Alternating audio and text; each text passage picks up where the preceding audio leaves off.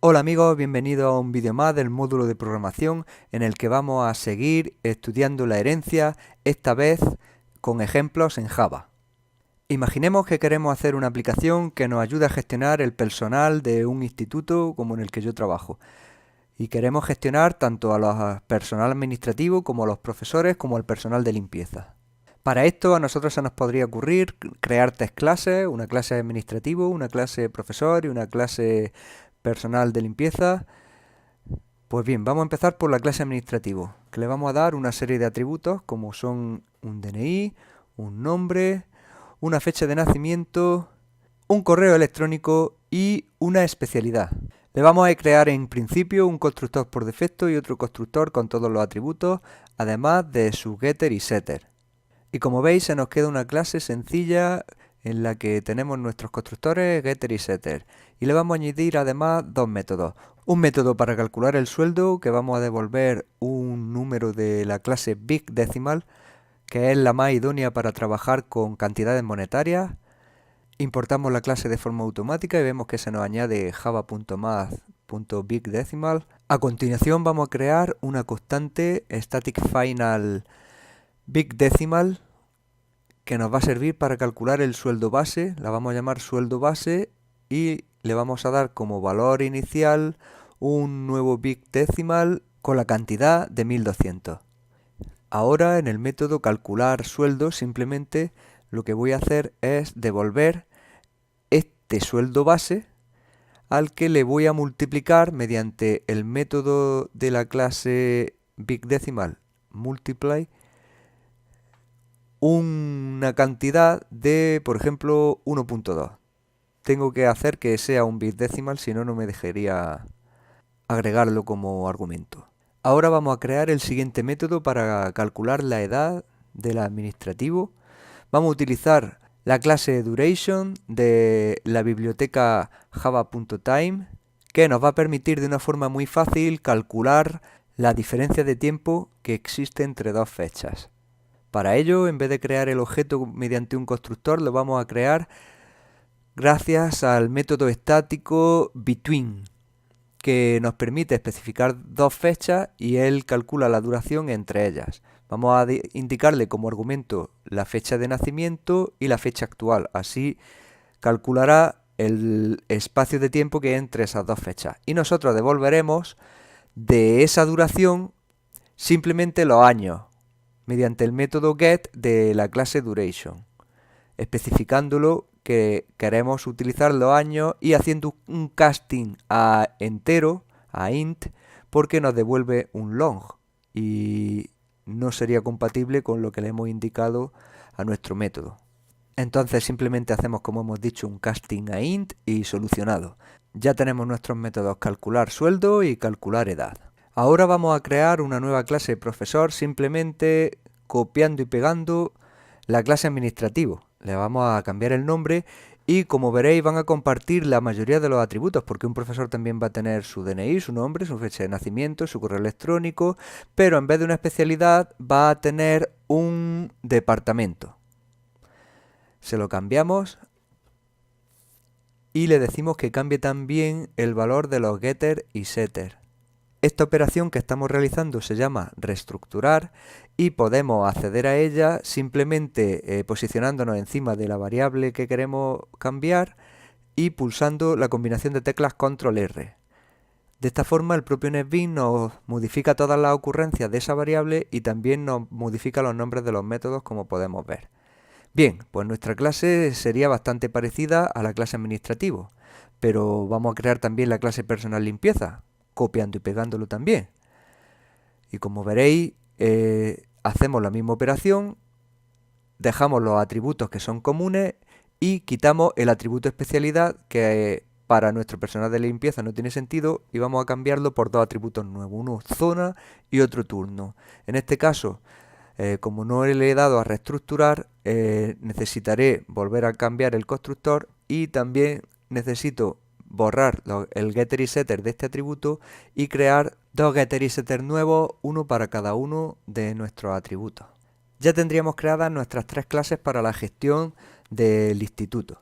Hemos visto que estas clases son muy parecidas, sin embargo, las tres clases no tienen exactamente los mismos comportamientos. Es más, nosotros vamos a añadir a la clase profesor un nuevo método que sea, por ejemplo, calificar alumnos. Este método no le vamos a añadir código, pero es simplemente como ejemplo para que veáis que no tienen por qué ser exactamente igual las clases, sino que cada una tendrá su personalidad propia. Y en la clase administrativo también vamos a añadir un nuevo método que sea matricular alumnos, igualmente sin código, pero de forma que nos quede claro que no tienen que ser exactamente igual las tres clases. Pero claro, si nos fijamos con detenimiento, nos damos cuenta que en realidad tienen casi los mismos atributos, casi los mismos métodos. Es que realmente lo que hemos hecho ha sido copiarla y pegarla. Aquí es donde va a entrar en juego la herencia, mostrándonos que existe una forma más elegante de copiar y pegar, entre comillas, nuestras clases. Partiendo de nuevo de una de nuestras clases, vamos a generar la clase persona y vamos a hacer un ejercicio de abstracción. Es decir, vamos a quedarnos con aquello que comparten las otras clases y vamos a eliminar lo específico de cada una. En este caso, eliminamos el atributo que pertenecía a profesor, eliminamos el constructor que tenía y eliminamos los getter y setter del atributo departamento que también ha sido eliminado. Eliminamos el método propio de calificar alumno y nos hemos quedado con una clase que tiene los atributos y métodos que compartían las otras tres. Ahora vamos a recomponer las otras clases. Me voy a mi clase administrativo y elimino los atributos comunes, dejando solo el atributo específico de mi clase. Y ahora, gracias a la palabra extends, le hago que herede de persona de forma que hereda todos los atributos y métodos de la clase persona, pero a la vez puede conservar los suyos propios.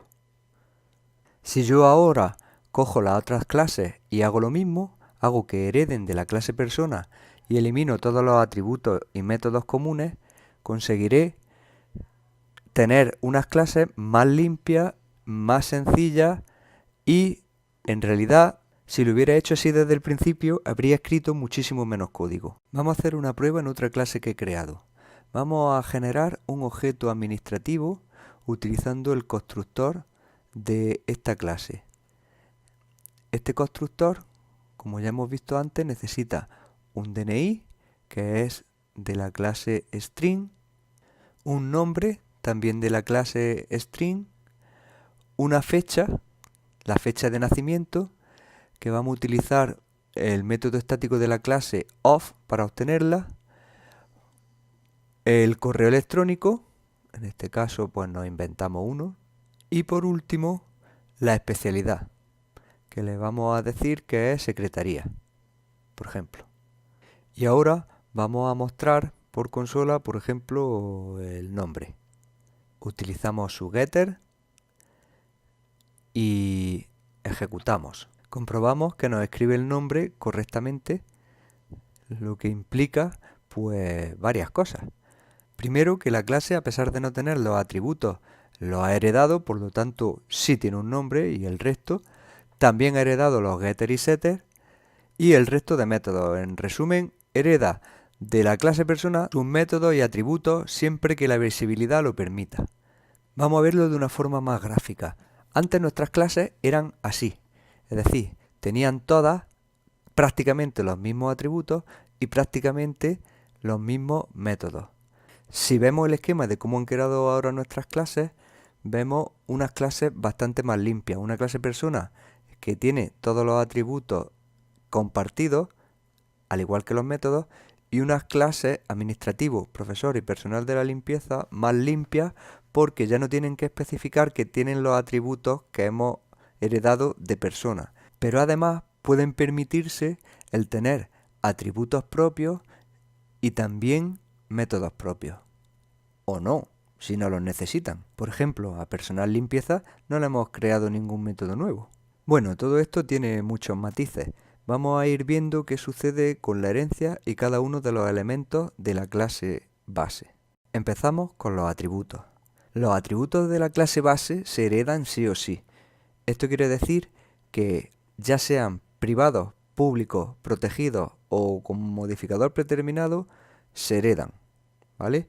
Pero es importante el matiz de la visibilidad, porque se heredarán de una forma u otra y serán visibles o no en función de su visibilidad. Por ejemplo, los atributos privados no son visibles por la clase derivada, excepto haciendo uso de los métodos públicos de la superclase que permitan su acceso. Si nosotros vamos a la clase persona y ponemos todos sus atributos como privados, podremos comprobar rápidamente cómo en las clases derivadas aparecen errores de visibilidad, indicándonos NetBeans que no tenemos acceso porque estos atributos son privados. Si yo quisiera poder acceder a ellos, tendría que utilizar, en este caso, pues los setters que la clase persona proporciona para poder modificar los atributos que son privados.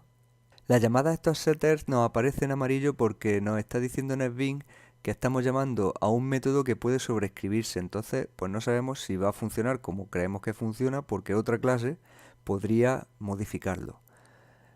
Esto, como vimos en el uso de la palabra reservada final, se puede solucionar añadiendo esta palabra reservada a los constructores que no queramos que sean modificados. Y podemos comprobar cómo desaparece el aviso del setter que hemos establecido como final. ¿Y cuándo vamos a querer que nuestros atributos sean privados? Bien, pues cuando queramos proteger completamente el estado de este atributo. Es decir, cuando no queramos que clases que no saben cómo funciona un atributo lo modifiquen. Otro nivel de visibilidad es el nivel protegido. Las clases que heredan de otra podrán ver todos los atributos protegidos. Además, también podrán ser vistos por todas las clases que estén en el mismo paquete. Definiremos como protegidos los atributos de una clase cuando veamos que no hay ningún peligro en que las clases derivadas o las clases del paquete los utilicen directamente, puesto que no será necesario pasar por métodos de la superclase para acceder a estos atributos. Y es por esto mismo que hay que tener bastante cuidado cuando definamos los atributos como protegidos, porque tenemos que intentar evitar dar acceso a aquellos atributos que puedan no ser comprendidos. Para ello, siempre será mejor utilizar la interfaz de la superclase. Es importante tener en cuenta, con respecto a los atributos protegidos, que en la superclase no se puede asumir que un atributo vaya a tener un valor o se vaya a modificar de un modo u otro, puesto que otras clases podrán tener permiso para actuar sobre este atributo. Si tenemos muy claro que un atributo debe utilizarse del modo que nosotros tenemos pensado, deberemos ponerlo como privado y utilizar sus getter y setter. Volviendo a la clase persona, si nosotros definimos todos sus atributos como protegidos, podremos comprobar cómo en las clases derivadas desaparece el error de visibilidad que antes teníamos, de modo que no sería necesario recurrir a los getter y setter para su acceso. Vamos a crear en la clase persona un nuevo atributo protegido que se llamará contador y que va a servirnos para contar el número de veces que el método calcular sueldo se ejecuta. Puesto que cualquiera puede heredar de mi clase y este contador será accesible desde las clases derivadas, el programador, al tener acceso al atributo, no tendría por qué saber que su uso era para ver cuántas veces se ejecutaba ese método y puede decidir que va a ver cuántas veces se ejecuta el método calificar alumno con ese contador. De forma que estaríamos transgrediendo en el comportamiento esperado de este atributo. Por eso hemos dicho que hay que tener mucho cuidado cuando nosotros definimos un atributo como protegido, porque estamos dando permiso al resto de clases del paquete o derivadas para modificar este atributo. En este caso, este atributo debería estar como privado. Vamos además ahora a comprobar en nuestra clase test cómo desde clases del mismo paquete se puede acceder a atributos protegidos. Para eso vamos a crear un objeto de la clase persona limpieza, instanciándolo con el constructor por defecto y vamos a tratar de modificar sobre este objeto el nombre directamente sin tener que pasar por un método intermediario.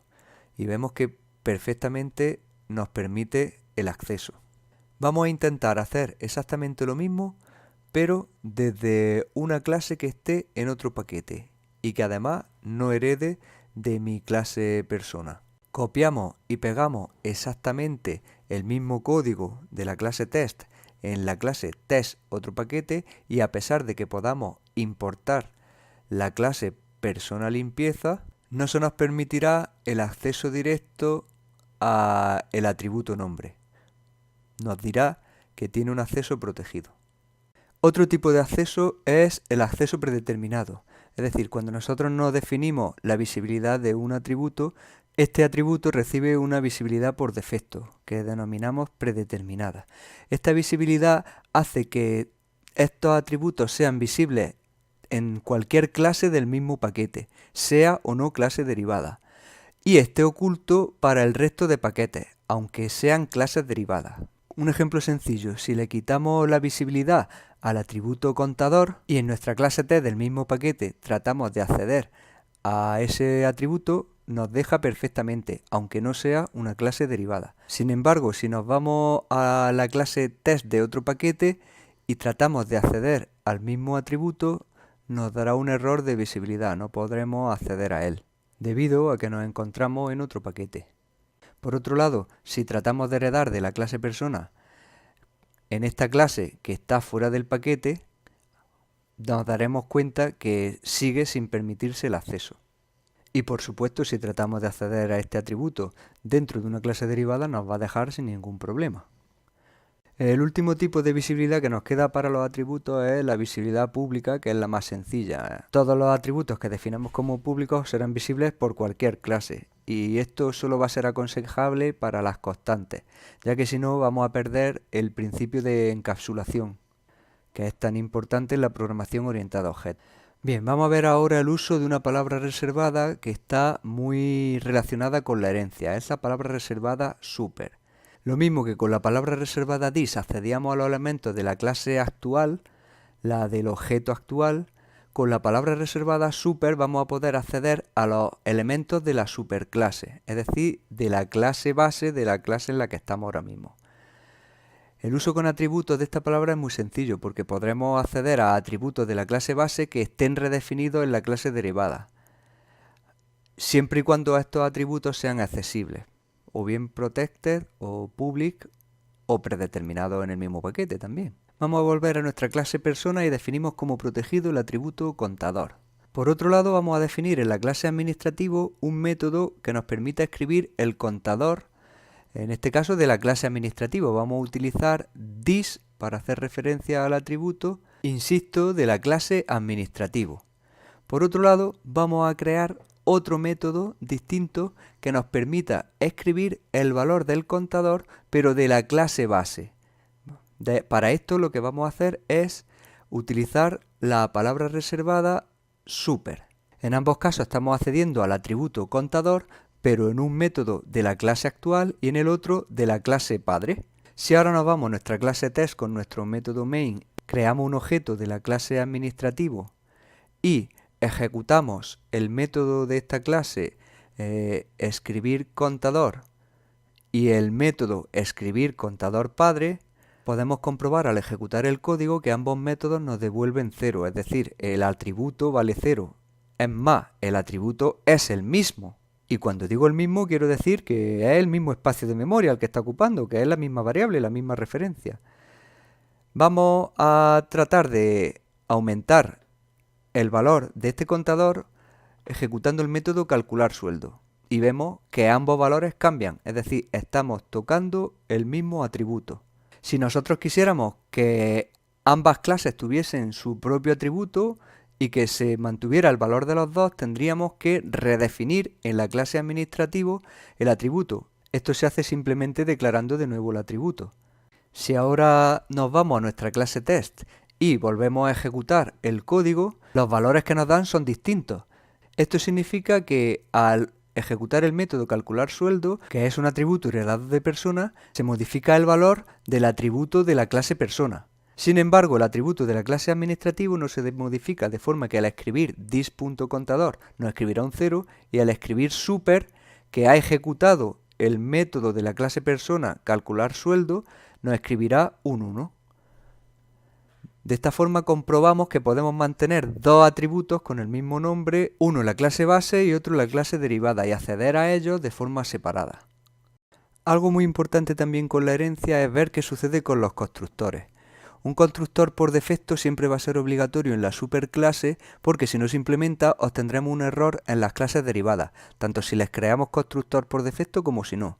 Sin embargo, si lo definimos en la clase base, podemos permitirnos no definir el constructor por defecto en las derivadas. Pero ojo, Java no lo va a generar en estas derivadas automáticamente, por lo tanto no podremos usarlo. Ya lo veremos en un ejemplo. Lo que debe quedar muy claro es que los constructores no se heredan. Ningún constructor en Java se hereda. Esto es muy importante y debe quedar muy claro. Vamos a comprobarlo detenidamente con algunos ejemplos. Si nos vamos a nuestra clase persona y borramos el constructor por defecto, vemos que automáticamente aparecen errores en todas las clases derivadas. Lo podéis comprobar. Tanto en administrativo como en profesor como en personal de limpieza aparece un error. Si nos vamos, por ejemplo, a la clase administrativo, vemos que el error que nos da es que no entiende el constructor por defecto. Realmente nos dice que los tipos no son correctos, pero es que no hemos definido el constructor en la clase base. Si nosotros lo quitamos, comprobamos que el error sigue existiendo. Y a pesar de que tenemos un constructor para la clase, con los atributos que hemos decidido, sigue sin funcionar. Sin embargo, si recuperamos el constructor de nuestra clase persona, automáticamente desaparecen todos los errores. Es por lo que hemos dicho, siempre el constructor por defecto en la clase base debe estar definido, tenga o no tenga código. También podemos comprobar, si nos vamos, por ejemplo, a la clase administrativo y borramos el constructor por defecto, que no nos deja crear un objeto con un constructor por defecto, aunque lo tengamos definido en la clase persona. Y es por lo que hemos dicho antes, no se heredan los constructores. Entonces, o bien utilizamos el constructor que hemos definido para la clase administrativo o le generamos un constructor por defecto. Seguimos. La palabra super también se puede utilizar con constructores de una forma análoga a lo que hacíamos con this para invocar a los constructores de la clase. La referencia a super siempre se deberá hacer en la primera línea del constructor, lo mismo que con this también se tenía que hacer en la primera línea. Y se considera una buena práctica en programación incluir la llamada al constructor de la clase base en los constructores de las clases derivadas.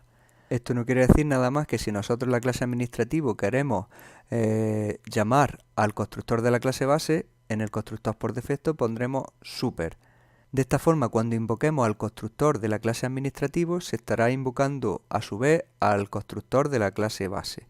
Y esto lo podemos hacer con el resto de las clases, ya que, como hemos dicho antes, se considera buena práctica. Ahora ya dependerá de nosotros que en el constructor de la clase base se ejecuten las instrucciones que consideramos necesarias. Por ejemplo, dar valor por defecto a los atributos que las demás clases deberán heredar.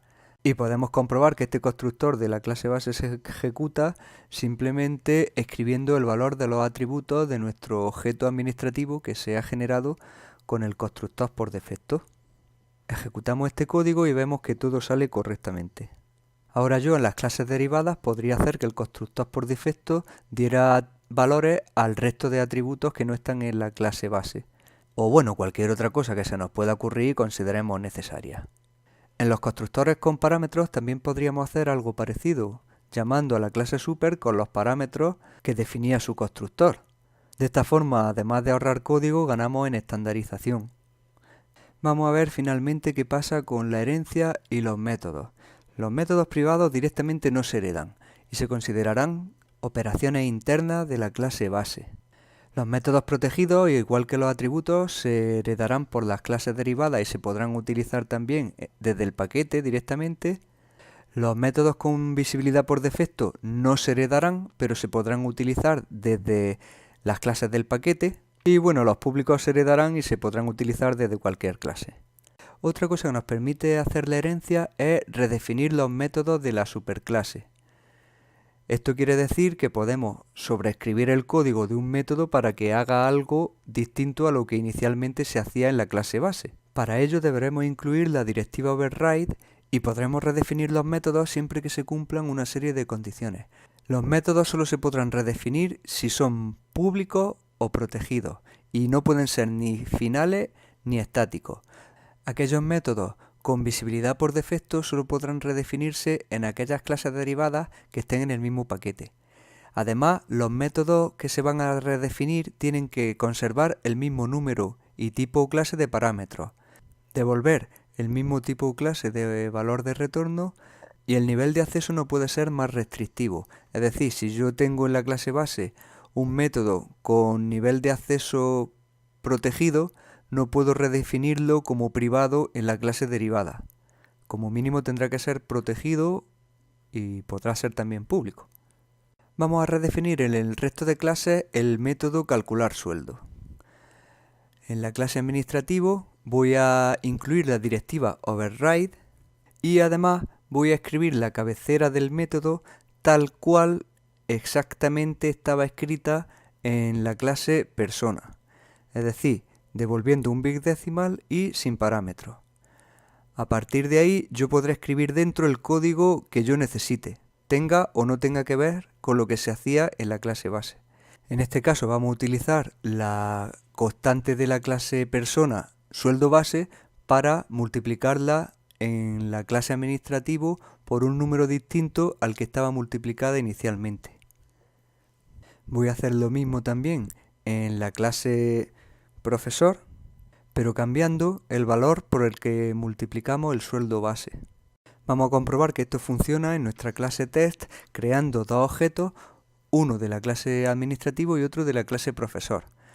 A ambos objetos le vamos a escribir el sueldo que nos calcula el método que hemos sobrescrito y vemos que en ambos casos es distinto. Usar la palabra super con métodos, pues ya lo hemos ido viendo, es muy sencillo, es similar a lo que hemos estado haciendo hasta ahora y nos va a servir para llamar a métodos de la clase base distinguiendo entre el código de esta y de la clase derivada. Solo tendrá sentido al redefinir los métodos. Si el método no está redefinido, hagamos lo que hagamos, estaremos llamando al método de la clase base.